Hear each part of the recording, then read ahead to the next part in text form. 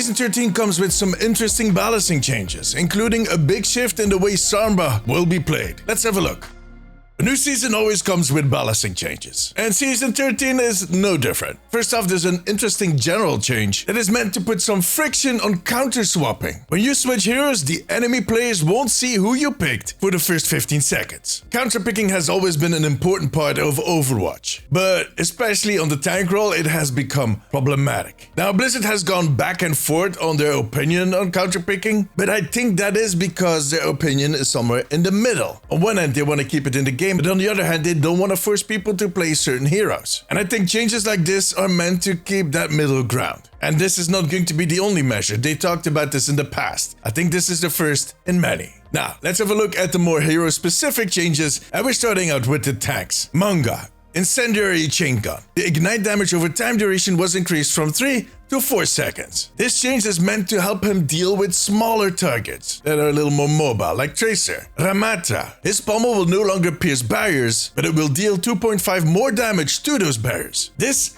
is actually a big one. No longer piercing barriers, but actually breaking them. Ramattra has been the go-to shield counter tank, and I guess he still will be, but they're trying to give his opponents a little more time to reorganize, to defend themselves. So he might be okay, but I'll come back to that at the end of the video. Now, while we're talking about shield tanks, the usual suspect, Reinhardt. The health on his barrier field was reduced from 1600 to 1500. I mean, okay, I think Reinhardt's will be fine. Let's move over to the damage changes. Hanzo. His base health was increased from 225 to 250. Last time they raised his damage. This time around, they're raising his health. I think this is a change that is specifically aimed at Hanzo versus Hanzo battles. Sojourn. The energy on a railgun no longer stops degenerating at 25 energy. The time before energy degeneration begins is increased from 7 to 12 seconds. The damage per second on her disruptive shot was raised from 60 to 80, and it now also generates 25% of damage done to enemy players as railgun energy. I think those railgun changes are mainly to kind of better the flow. The disrupted change is a clear buff, and personally I like it. I always felt like that ability was slightly underwhelming, and this change is definitely going to help. Now, for the big change, Sombra. Her hack no longer ends stealth, but does reveal Sombra for a brief time. The hacked ability lockout effect duration was reduced from 1.5 to 1 second. The EMP duration, however, remains unchanged. Now, when you hack Bob, the stun duration is reduced from 10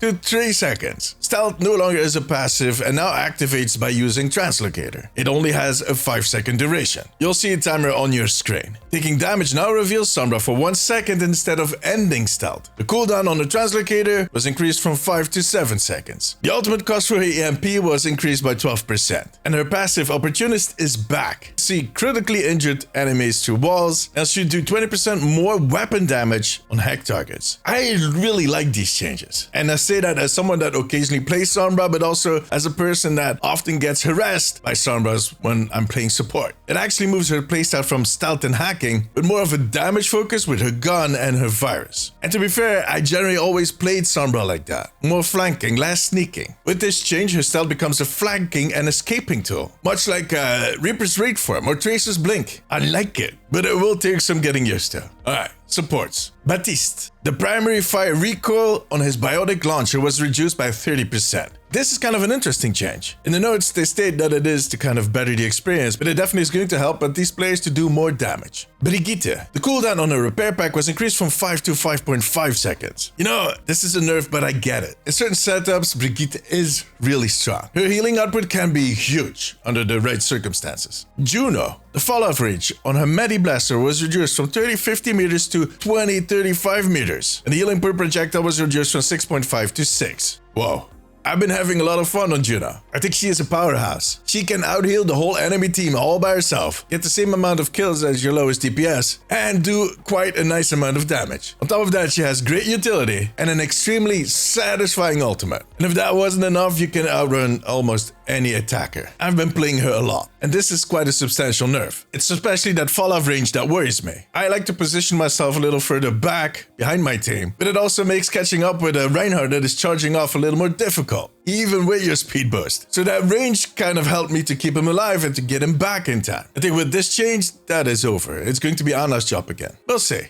Look, I've seen a lot of harsh reactions on this update by some of my colleagues. Personally, I'm rather okay with these changes. The biggest one is, of course, Sombra. There is going to be a huge shift in her playstyle. And personally, I'm on board for that, because it kind of fits the way I play her currently. But that definitely is not the case for everybody. The Juno nerfs really worry me. But the thing that I've seen the most pushback on are the Ramattra changes. And I get it, punching through shields was his deal, the thing that made him special. But maybe we should give it a try first. I personally want to see how fast he breaks enemy barriers. If he's able to crush those shields fast enough, he's actually doing the rest of his team a favor. And the result will be that he still is a shield counter. It's just going to be less of a solo mission and less direct. And I do understand that some Ramattra players are definitely going to miss that. Same goes for Juno or any of the other changes. In this patch, in any previous patch, and in all the future patches. Try it before you hate it. I'm going to have to make that into a t-shirt. But yeah, you get my point. Try it and you can give feedback afterwards. And personally, I'm looking forward to giving these changes a try after I publish this video. But what do you think about these changes after you tried them? Let me know in the comments. For now, however, that was it. If you liked this video, give me a thumbs up. It always helps me out. I also want to thank my patrons. I could not make these videos without you guys. You have my eternal gratitude. If you have a few minutes left, maybe check out this video. Click it. But above all, take care of yourself, take care of each other. Bye-bye.